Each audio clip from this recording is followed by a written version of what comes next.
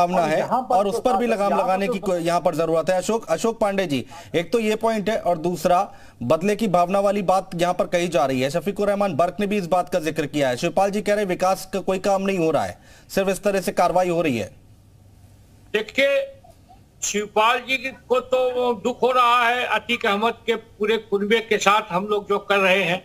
हम कोई पक्षपात नहीं कर रहे हैं। अगर जब ये तय है उनके बेटे उनके गुरगो ने ही मारा है गवाह को, तो हम इनकाउंटर कर रहे हैं, उनकी संपत्ति जब्त कर रहे हैं और कहीं बदले की भावना नहीं। हमारी जो लिस्ट है अपराधियों की, उस अपराधियों के लिस्ट में ही मुस्लिम से ज्यादा हिंदू हैं। लेकिन दुर्भाग्य है कि अपराधी है अशोक पांडे जी, इसमें हिंदू और मुस्लिम की बात कहां से आ गई?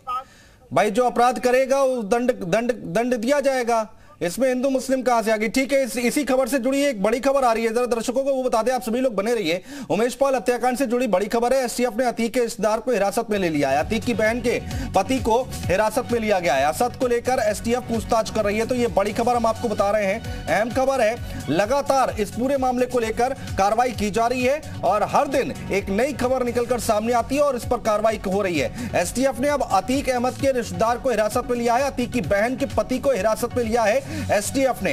असद को लेकर एसटीएफ पूछताछ कर रही है। अभिषेक राय जी, कार्रवाई हो रही है तो अच्छी बात है ना।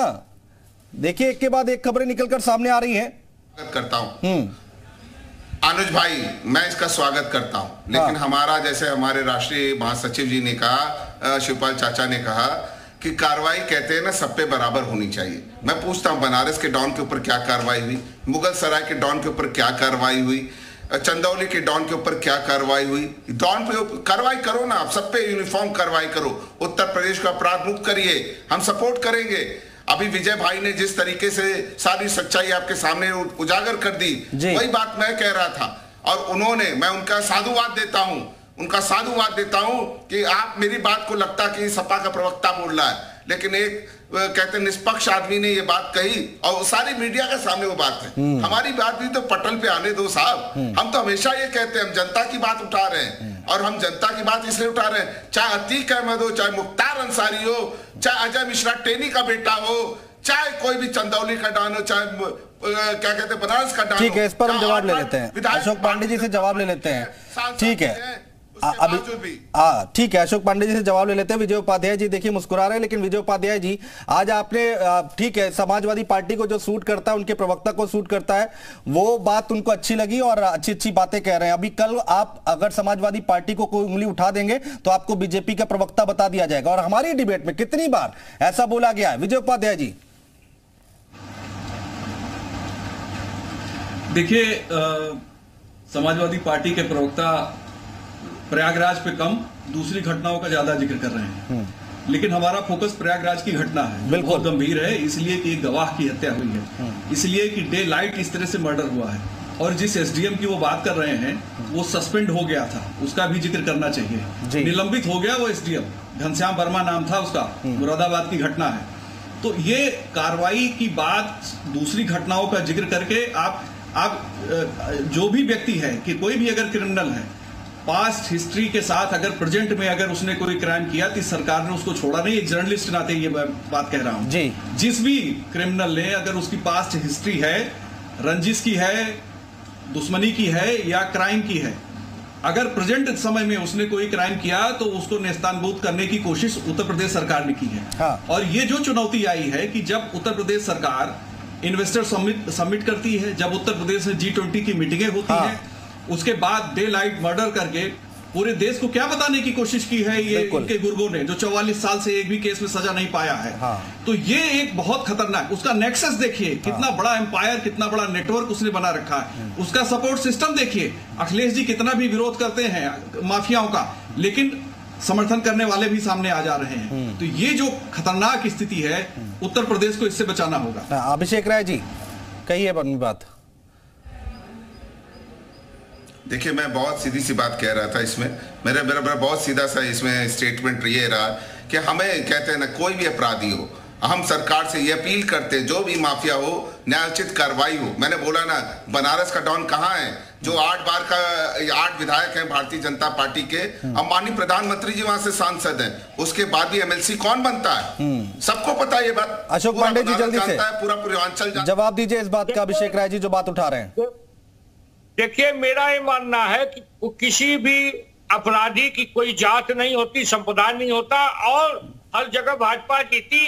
एक जगह बनारस में हार गए, इनको मौका मिला। मेरा कहना है सक्रिय अपराधी, सक्रिय अगर है अपराध में तो मारा जाएगा, जेल जाएगा, संपत्ति वापस की जाएगी।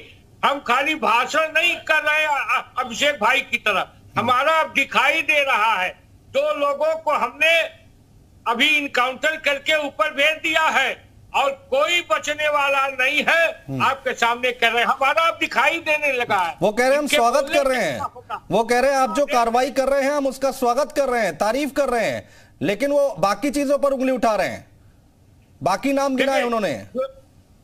देखिए, कहीं कहीं अगर आप कोई भी अधिकारी भी अगर गलत कर रहा है तो हम उसके खिलाफ भी कार्रवाई कर रहे हैं। हम ये 0 टॉलरेंस की सरकार है, हम किसी को बख्शने वाले नहीं है। अतीक से विजय मिश्रा हो, चाहे कोई अधिकारी हो, अगर गलत रास्ते पे है। बोलिए अभिषेक जी, बोलिए। मैं कह रहा हूं पांडे जी हमारे बनारस के ही रहने वाले हैं, इनको सब पता है, चाहे चंदौली का डॉन हो, चाहे मुगल सराय का डॉन हो, चाहे जौनपुर का डॉन हो, चाहे बनारस का डॉन हो, इनको सब पता है। लेकिन ये लीपा पोती करते रहेंगे, बटर लगाते रहेंगे, क्योंकि उसके खिलाफ ये कार्रवाई कर ही नहीं सकते। अब मैं पूछना चाहता हूं, जो भारतीय जनता पार्टी 8 विधायक बनारस के 8 सीट जीतती है और माननीय प्रधानमंत्री जी वहां से सांसद है, वो एमएलसी की सीट बनारस की हार जाती है। बड़ा आश्चर्य है इस बात पे, पूरी दुनिया को आश्चर्य होगा इस पे। ये मैं नहीं, विजय भाई से भी पूछ लीजिए, विजय भाई भी बता देंगे। तो सबको पता है, सुन लीजिए, इन डानों के आपसे क्या क्या रिश्ते हैं सबको पता है। आप पूर्वांचल की जनता को ठग नहीं पाओगे। बोलिए अशोक पांडे जी। ये लोग तो अनर्गल प्रलाप करने वाले लोग हैं, इनके सबको बैरकों में ही पटा करते हैं। अपराध का राजनीतिकरण इन्होंने किया तो चोरों को सारे नजर आते हैं चोर, जिस निगाह से देखे अभिषेक भाई। लेकिन मेरा कहना है कि चुनाव हारने जीतने से नहीं, पूरे प्रदेश भर में हम जीते हैं।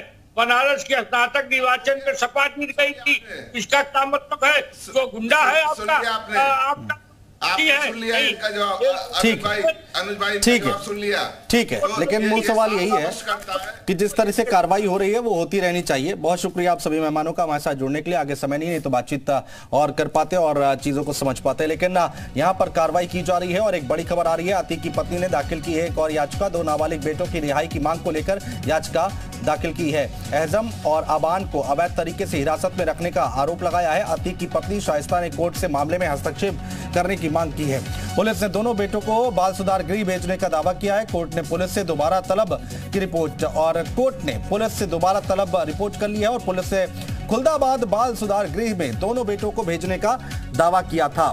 माफिया अतीक की पत्नी ने सीजेएम कोर्ट में दाखिल की एक और याचिका। 2 नाबालिग बेटों की रिहाई की मांग को लेकर दाखिल की है याचिका। और यूपी मांगे उत्तर में आज के लिए बस इतना ही। आप बने रहिए उत्तर प्रदेश उत्तराखंड।